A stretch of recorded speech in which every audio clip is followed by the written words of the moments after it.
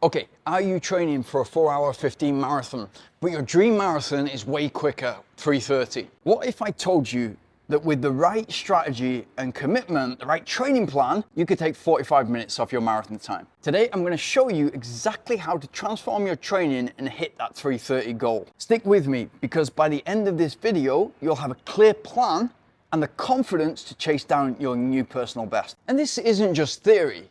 I went from running a 4 hour 25 marathon to 1 year later running a 3 hour 25 marathon. 11 months later, I ran a 2 hour 37 marathon and went on to run much quicker than that and represent my country at both the marathon and the ultra marathon.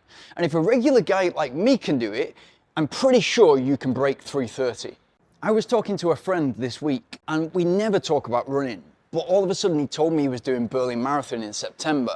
And so I thought, start of the year, 9 months to train, what are you aiming for? And he said 4:15. And then I asked him why. And he said, well, I did a marathon 3 years ago and I ran 4:30. So this is the next step.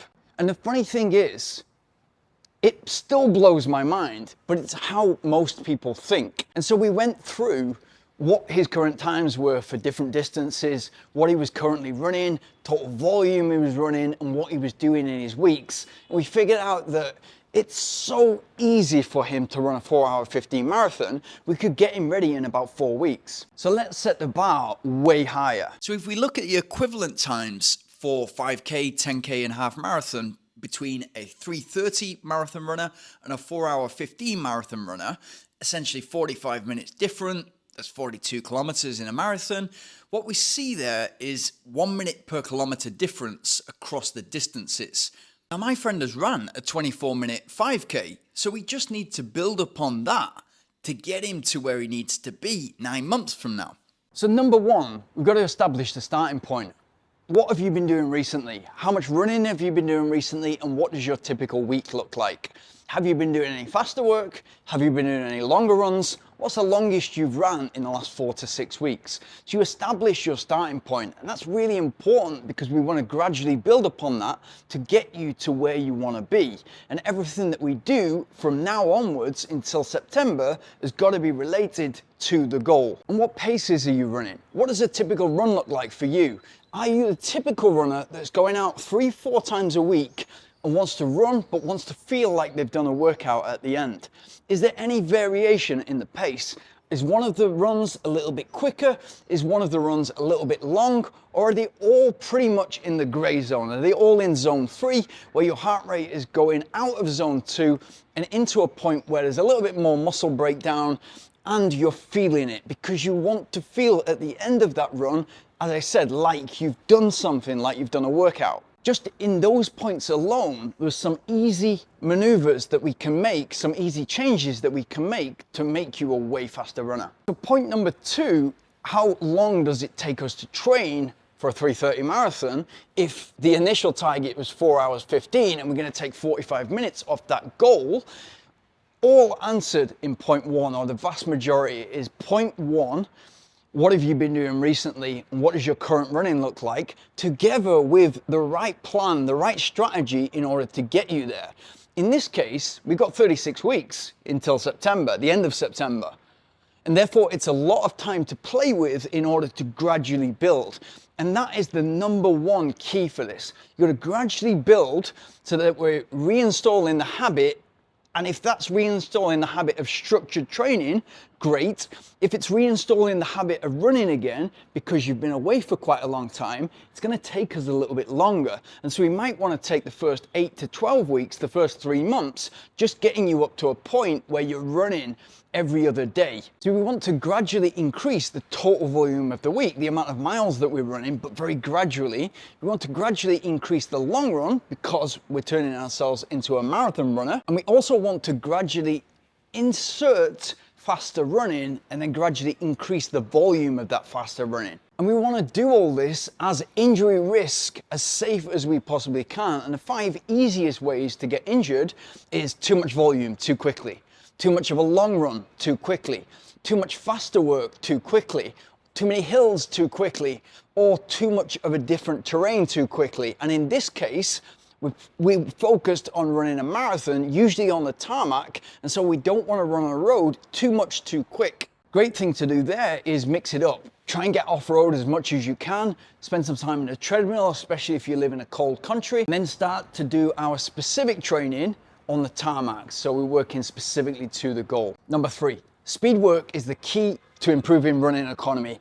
For us to be getting faster at moving over the ground for longer periods of time at marathon pace and even faster, fastest way to do that is interval training. And it can be as simple or as difficult as you want to make it, because initially, if you're new to the structured training and you're new to interval training or you haven't done it for a while, it's going to move you forward. So it might just look like 6 kilometers of harder work at marathon pace and then gradually a little bit faster, just breaking up 6 kilometers. So you might just want to do 6 times 1 kilometer with 60 seconds rest in between.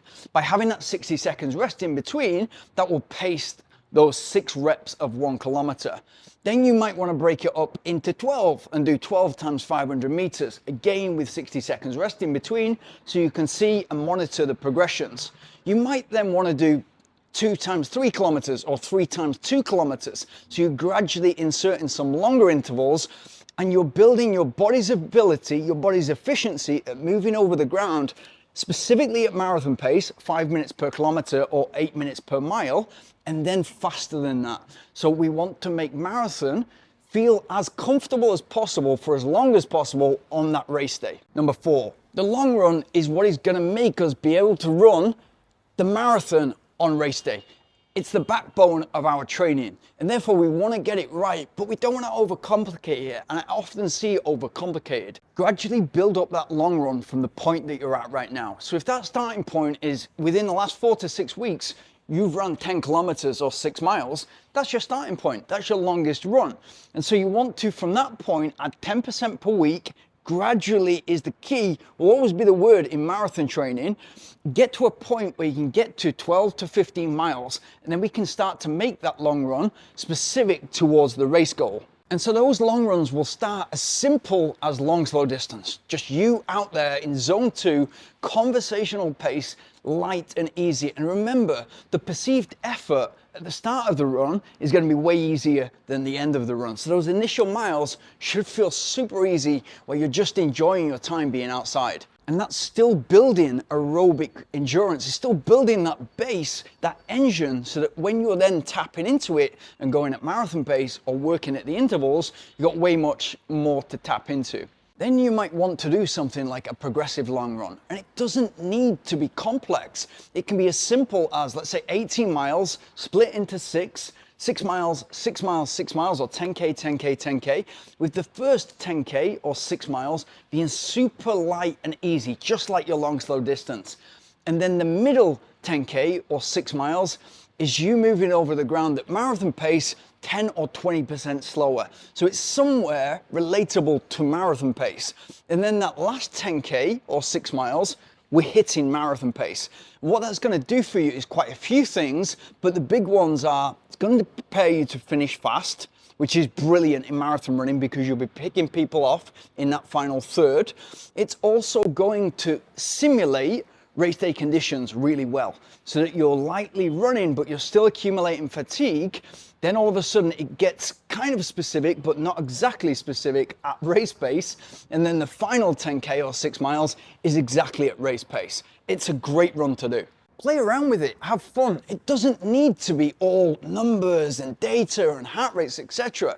You want to be looking back in September, having enjoyed the process. That's going to make you way more likely to continue running and then to head for a new goal.